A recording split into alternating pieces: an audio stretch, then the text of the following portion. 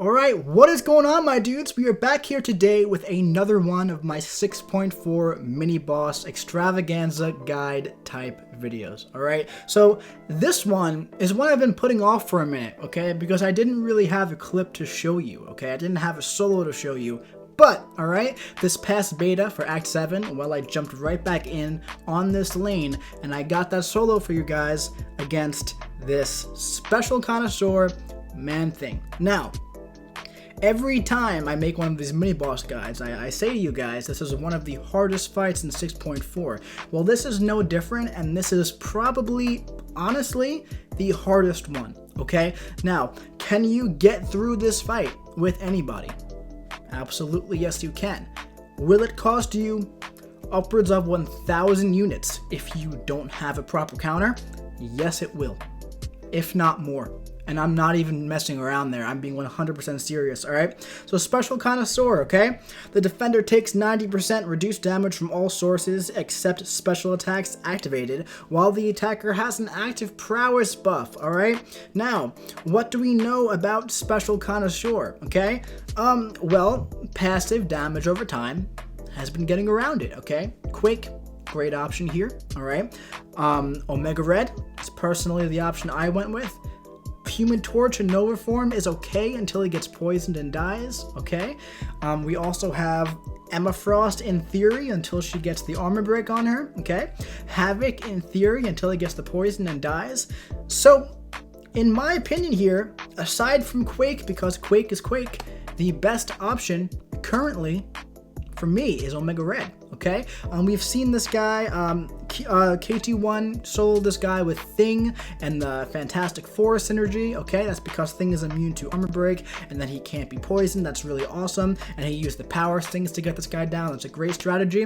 But here I'm going to show you how to brute force your way through with Omega Red, okay? Now keep in mind he also has encroaching stun, alright? So every 20 seconds the attacker you become stunned if you don't use a special attack. We all know what that is. And we also have Flux Dispersal. So each time the defender is struck, they gain a dispersal charge, which reduces all damage, okay, taken from hits by 5%. Being struck by a heavy attack removes all charges. Okay, but when we're using Omega Red, we also have Cornered here, so we don't want to ever use a heavy attack. So basically, all of our regular attacks, well, they're going to be doing like literally 0 damage, okay? That's fine, because what we're going to rely on, we're going to rely on the passive damage over time from our spores on him. We're not going to lock in the spores. We're going to keep throwing off our special 2. We're going to try and throw off as many special 2s as we can so we can do damage with our death field and through our spores. Alright, let's jump right into that video now.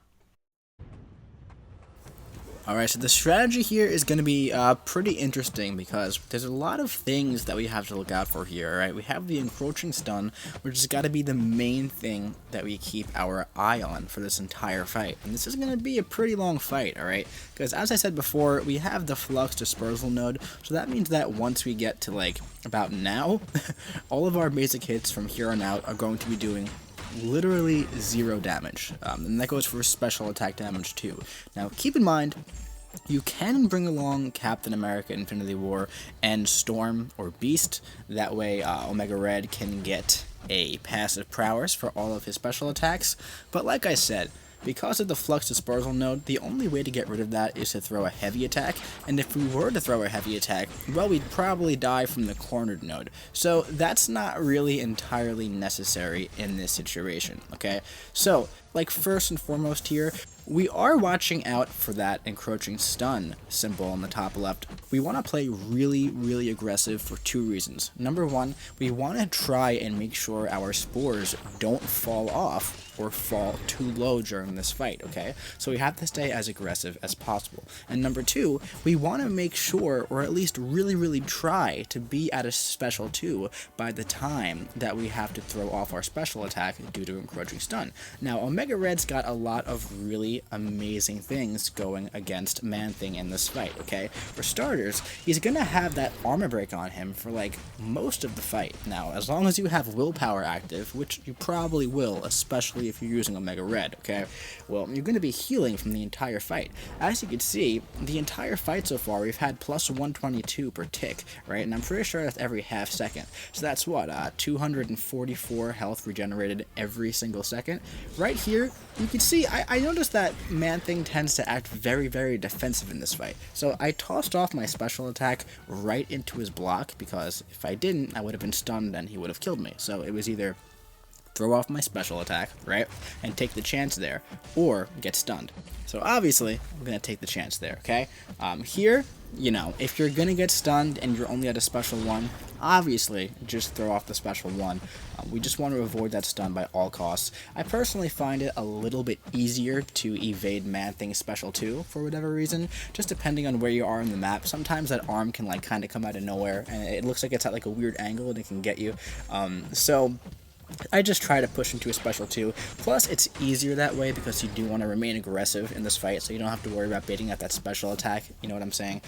So that's not really an issue right there at all. You'll notice that sometimes, depending on where I currently am in my combo, where he is at his power meter and where the encroaching stun thing is, okay, you're going to notice that sometimes I'm either getting through my combo very, very fast or slowing it down on purpose to make sure I time it correctly, alright, for that encroaching stun timer. Right there, well, a few seconds ago, right, with that special 1, I threw it into his block again, and as you can see, he just remained turtled up in the corner. I noticed that Man-Thing does that a lot, especially on this node. Alright, at this point in the fight, okay, he's been pretty low on spores for like the past minute or so, so it is starting to drag out a little bit, so I want to use this opportunity when I have the death field up, just to try and get 30 spores on him, and try and keep that on him this time, and cycle back up to a special 2. The issue is that when you don't make it up to a special 2 in time, okay, that's when the spores are going to start to fall off, and remember, okay, that's the only way we're doing damage here. We're doing damage with our spores and our death field, since our basic hits are doing absolutely no damage at all, okay? So here at this point, he's got about 10% health left. Omega Red's pretty much got this fight in the bag here. Just bait out that special 1. I just took it right on the block just in case. Like I said, sometimes I find that arm to be a little sketchy.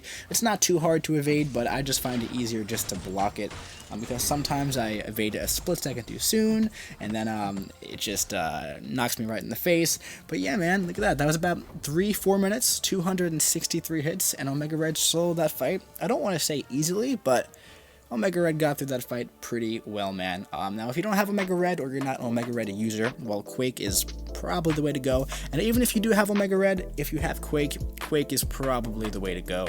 Aside from those two, man, I mean, you know, Thing with that full synergy team did really well, but I can't really think of too many other like really great counters to this fight, man. If you have done this fight with anybody else, please do me a favor and let me know in the comment section below who you used. I would love to hear it. I guess in theory, man, anybody who is poison immune, okay, could do this fight, but it would just be very, very long. But anyway, I'd love to hear from you guys who you used in this fight. If you enjoyed this video, please do me a favor and leave a like. Comment your favorite thing about Omega Red and who you use in this fight in the comment section below, and subscribe if you want to see some more 6.4 content coming to you very soon.